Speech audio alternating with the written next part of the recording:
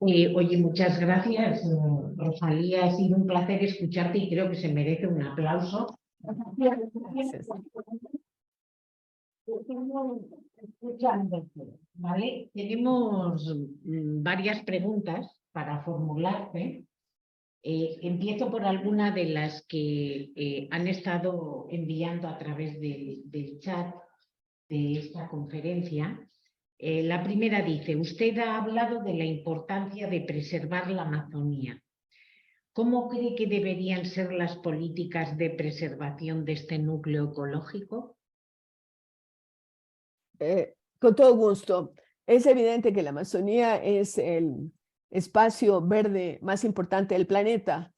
Hablaba con algún amigo astronauta y me decía efectivamente desde desde la estratosfera, el lugar más evidente que se puede ver es la gran mancha verde de la Amazonía.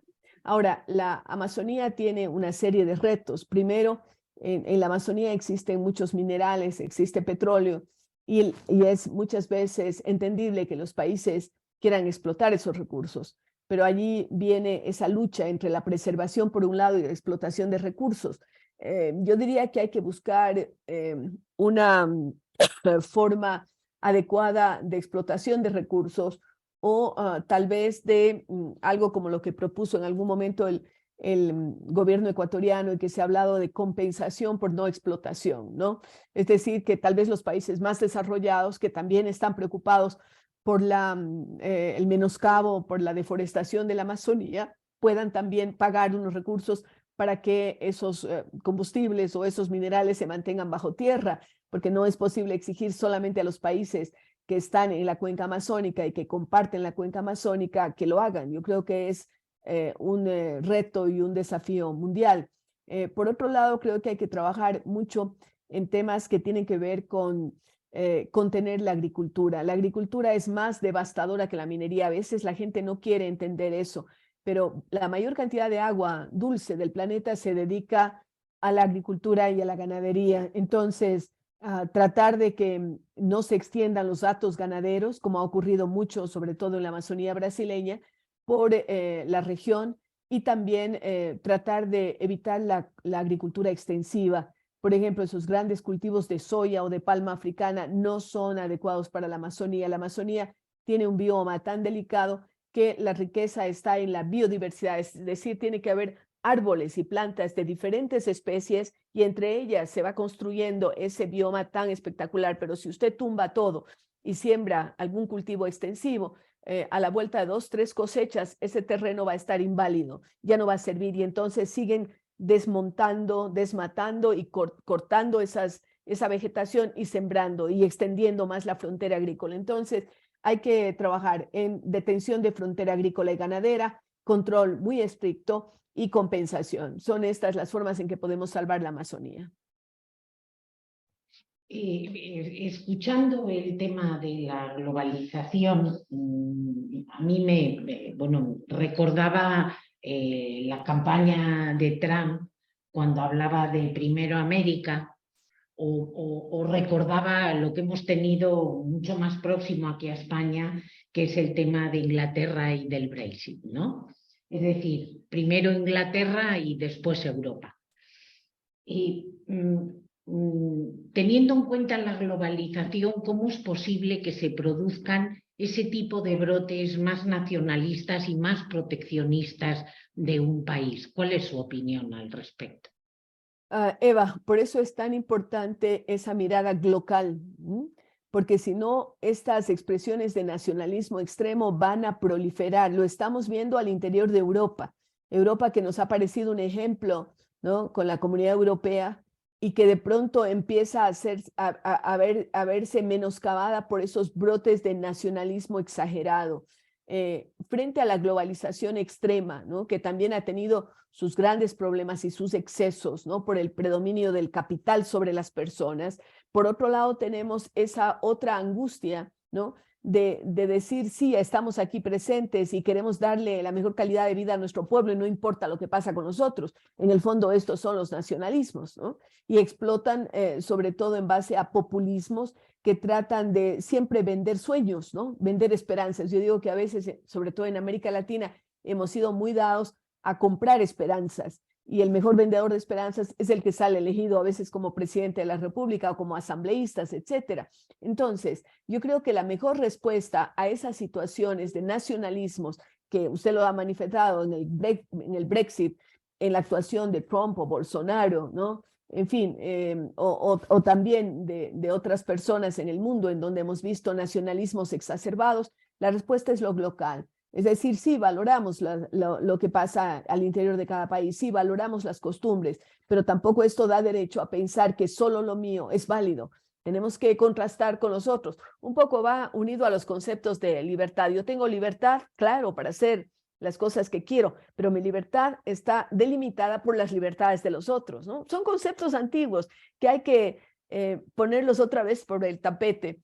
Hace unos días estaba hablando para varias comunidades religiosas aquí de la Confedec y la Conferencia Episcopal, y eran educadores religiosos, y les decía, no tengan miedo de hablar de valores, los valores no pasan de moda, porque la gente está con temor de hablar de valores, porque o los creen muy relacionados con la religión o creen que ya pasaron. No, esos valores que vienen desde antiguo, que vienen desde el derecho natural, que luego es tomado por las grandes religiones y las encontramos o en los 10 mandamientos o en el Corán o en el Bhagavad Gita, pero están allí, son elementos importantes que tienen que ver con la forma de convivencia que es indispensable si queremos preservar el planeta, si queremos evitar que explote. Entonces hay que trabajar, y me alegra que sea un público universitario el que esté escuchando mayoritariamente, porque sé que en la universidad se gestan las ideas, porque desde allí tenemos que sacar soluciones, no solamente desde las ciencias duras, sino también desde las ciencias sociales. ¿Qué podemos hacer para mejorar el relacionamiento entre los países? ¿Qué nos puede decir el derecho internacional? Por eso escogí el tema de lo local, de la localidad, para hablar de estos conceptos que pueden parecer que están por encima, diríamos así, y que están confrontados, pero que en el fondo podemos manejarlos de una manera conjunta y encontrar respuestas adecuadas a los retos que tenemos ahora y a los que vendrán en el futuro. Por otro lado, dentro de la globalización, yo creo que en los ciudadanos se suele producir un sentimiento de desprotección, en el sentido de que muchas veces, como consecuencia de la globalización, se ve que hay más amenazas que beneficios puede haberlo. Es decir, ¿qué es lo que usted cree? Por ejemplo, estoy pensando, el tema de la inmigración, es decir, es algo que muchas veces se quiere poner cortapisas. Tenemos un Mediterráneo aquí al lado que está siendo un mar muy complicado en los últimos tiempos, donde muere mucha gente precisamente porque quiere ir a una vida mejor. Pero claro, cuando llegan aquí, en muchas ocasiones la gente se siente desprotegida. Es decir, ¿cómo paliar esas circunstancias para demostrar que la globalización, hablando desde lo local, puede ser muy importante precisamente para estas cuestiones? Es una pregunta muy pertinente. Justo acabo de venir del foro de Bakú hace unas par de semanas y escogí hablar sobre el tema de migración porque quería poner sobre el tapete lo que está pasando en América Latina.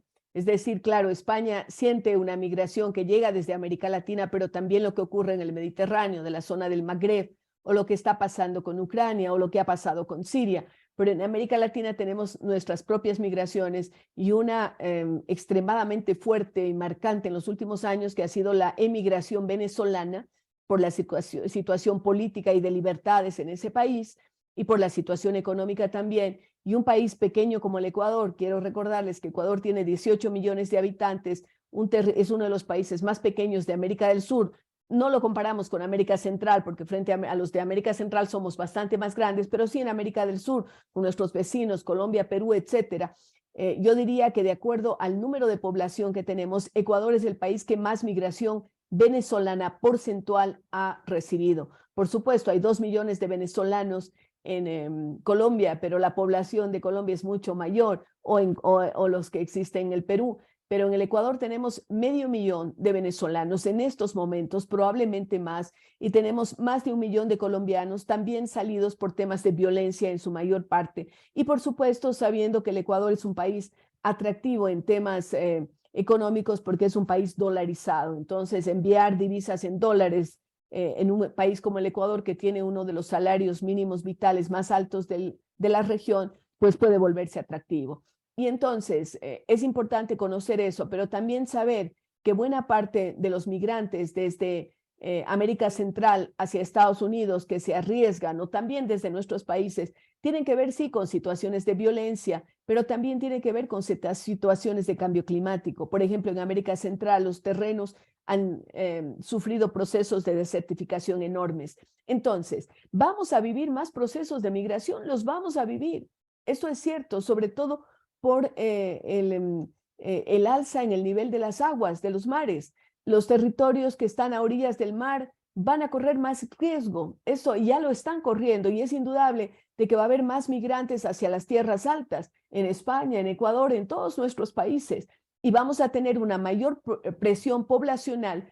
He escuchado a presidentes que son de países íslicos, arquipelágicos, y que dicen, bueno, nosotros no nos vamos a quedar con los brazos cruzados mientras se inundan nuestras islas. Ya hay islas que han desaparecido y la gente no se va a quedar impasible, cruzada de brazos, esperando a estar cubiertas por las aguas del mar. Van a emigrar, eso es evidente. Por ello, digo yo que este concepto de lo local nos ayuda, por un lado, a entender las presiones que sienten las personas, como en este caso los migrantes, impulsados a salir de sus países. España ha sido un país de emigración también. Han salido muchos españoles a lo largo de la historia hacia América, pero también hacia Francia en épocas de crisis económica, para el tema de la vendimia y para migraciones, diríamos, estacionales, pero se han dado, ¿verdad?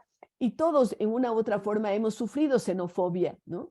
De personas que en el país piensan y de pronto tienen sus razones de que, pues, si vienen más, pues, este pastel que lo tenemos aquí no va a alcanzar para tantos, ¿no? Y el tema de los trabajos, el tema de las ocupaciones en las escuelas, etcétera. Por ejemplo, en el Ecuador muchas escuelas públicas están desbordadas porque hay más niños en condición, además de riesgo, que quieren ingresar a la escuela pública, o los temas de salud, etcétera. Pero también la violencia se transmite. Ecuador era un país hasta hace muy pocos años más pacífico, casi un país como una isla de paz en medio de países violentos, pero en este momento ya no somos esa isla de paz, y alguna parte, no todo, una parte de esa violencia nos ha llegado con ciudadanos de otros países. Entonces, claro, los países tienen derecho a protegerse, pero al mismo tiempo tenemos que ejercer un principio que es el principio de solidaridad, el principio de reciprocidad. Y entonces yo creo que hay que buscar espacios medios, y lo local nos proporciona esas herramientas, ¿no? Esa mirada de lo nuestro, sí,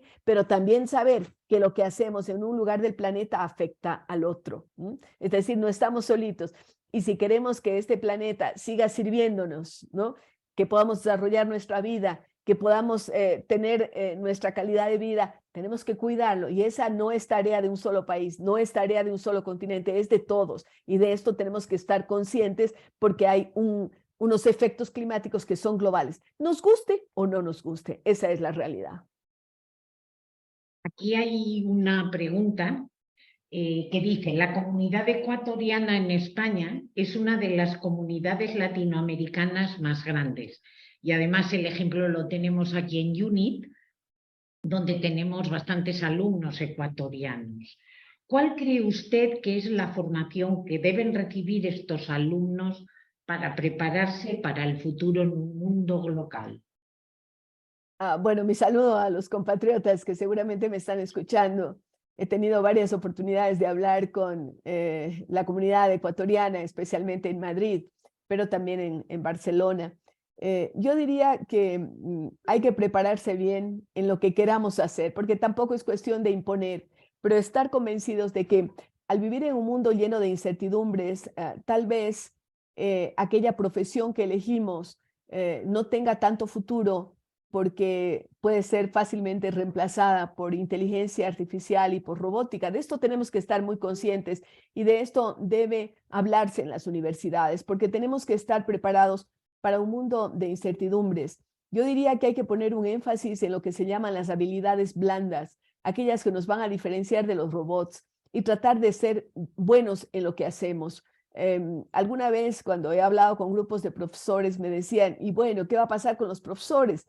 si ya, y se puso mucho de relieve durante la pandemia en el uso de lo digital. Yo dije, bueno, los buenos profesores van a ser necesarios siempre, porque además el contacto humano es fundamental, ¿no? El saber que estamos hablando con un ser humano y no con un robot, que estamos dando soluciones que pueden ser más creativas y con elementos de sensibilidad que no los vamos a encontrar en los robots ni en la inteligencia artificial, por más que se desarrollen hasta la enésima potencia. Entonces, yo diría que hay que prepararse para ese mundo de incertidumbre teniendo buenos conocimientos y práctica de habilidades blandas, por un lado. Por otro lado, tenemos que estar pendientes de los avances en el mundo digital porque no nos podemos quedar atrás, dar rienda suelta a la creatividad. Yo tengo mucha fe en la creatividad de los ecuatorianos. Recordemos que Ecuador es el país que tiene mayor cantidad de emprendedores en América Latina, el país en donde más emprendimientos se realizan. El problema es que a veces esos emprendimientos surgen al calor del entusiasmo, no se hacen estudios de mercado, no se ve cuáles son las reales posibilidades de financiamiento y allí se ponen de relieve algunos fracasos. También otra cualidad que creo que tiene que ser cultivada por parte de los ecuatorianos y tal vez, no sé, por mucha gente de diferentes latitudes, es la persistencia. Saber que a lo mejor la primera vez que intentamos algo no lo conseguimos y de pronto decimos, no, yo no valgo para eso. Pues bueno, hay que ser persistentes como todo en la vida, como en el amor, como en el enamoramiento. La persistencia por lo general da buenos frutos. Y, si te parece, vamos ya a formular la última pregunta, que a mí me parece muy bonita, pero que yo le voy a añadir algo más y esto es de mi cosecha. En el mes de mayo vamos a tener aquí en España elecciones locales y elecciones a los gobiernos autónomos. Y seguramente se presentarán muchas mujeres en distintas candidaturas en distintos partidos políticos. Y entonces usted ha sido la única y la primera mujer en Ecuador que ha sido presidenta del gobierno. Yo le pediría que les diera un consejo, que les enviara un consejo para todas esas mujeres candidatas a sus ayuntamientos y a su localidad, a su local, y que además que sea un consejo que le pueda servir para futuras generaciones. Gracias, Eva. Me da pie para hablar largo. Voy a tratar de hacerlo lo más resumido posible porque es una pregunta muy linda y que me invita a hacer reflexionar y yo reflexionar conjuntamente en la importancia de las elecciones de autoridades locales.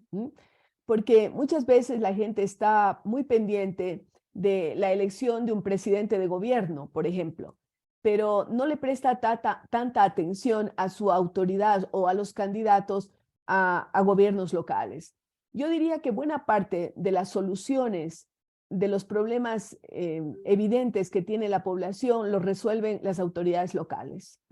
Tiene que ver con el servicio de agua potable, con el alcantarillado, con la luz, con la energía, con las soluciones de seguridad, etcétera. Entonces, ojo, como electores, preocuparnos mucho de a quienes elegimos como autoridades locales, porque es la que le tenemos más cerca, a la que le podemos contar nuestros problemas, que nos puede ayudar a solucionarlo. Entonces, tiene que ser una persona muy bien escogida.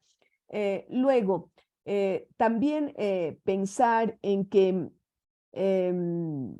los problemas globales, como el cambio climático, los que van a tener la palabra son las ciudades grandes y pequeñas, porque buena parte de la contaminación en el mundo, por ejemplo, se genera por parte de las ciudades.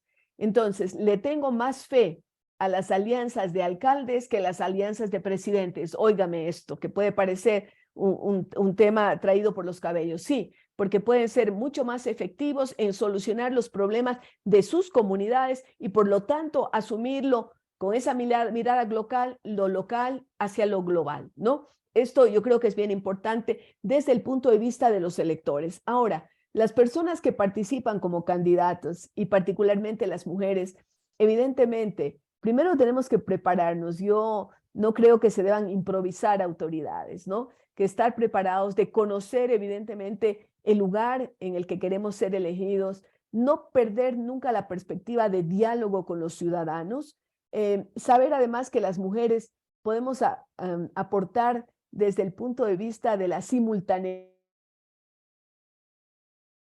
Es decir, podemos hacer varias cosas al mismo tiempo y hacerlas bien. Hay una teoría que dice que desde la época de las cavernas la mujer tenía que preocuparse de atender a los varios hijos que iban naciendo. Además, el tema de la maternidad era evidente. El padre no sabía quién era en esos tiempos primarios y el hombre, pues recolector, cazador, iba por allí y tenía que concentrarse pues en cazar la pieza, en pescar por ahí, pero la mujer tenía que hacer varias cosas. Entonces se nos fue desarrollando la capacidad de hacer varias cosas, el multitasking del que hablan los americanos, o en inglés, pero la simultaneidad de la que hablamos en español. Esto aplicado a la política nos puede dar grandes resultados, porque podemos preocuparnos simultáneamente del presupuesto, de la parte financiera, de dónde sacamos los recursos, cómo los utilizamos, pero también de lo social, sabiendo que hay dos inversiones, no gastos, por favor, porque allí hay también una distorsión de pensar que lo que se utiliza para educación y salud es un gasto. No, no, no, es la mejor inversión que se puede hacer en un país. Y entonces, qué importante es saber que podemos dedicar atención simultáneamente a lo social y también a lo ambiental, que no podemos dejar de lado. Entonces, yo animo a quienes quieran salir de candidatas, a los hombres también, por supuesto, a hacerlo con conciencia, a hacerlo con honestidad, a pensar que los valores no pasan de moda, a prepararse para ser autoridades y, por supuesto, a desempeñarse con absoluta honestidad y pensando que cuando uno es elegido para ser un servidor público, no para ostentar el cargo, sino para servir a las poblaciones que nos eligen. No, pues muchísimas gracias.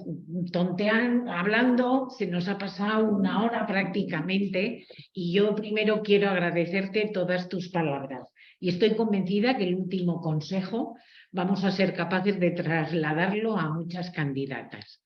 Y por lo tanto, bueno, yo te lo agradezco y espero que cuando vengas por Madrid podamos conocernos, ya que solo nos conocemos a través de los medios digitales. Bueno, Rosalía, como siempre, mil gracias. Es una amiga de esta casa, eres amiga de Rafael Cortés Elvira también. También una persona que ya sabes que te mandamos sus saludos. Y esperamos que cuando vengas por Unit nos hagas una visita. Así que ya te comprometemos una visita por Unit para conocer a Eva y conocer este centro que ya sabes que es tu casa también cuando quieras. Muchas gracias y sobre todo un fuerte aplauso. Muchas gracias.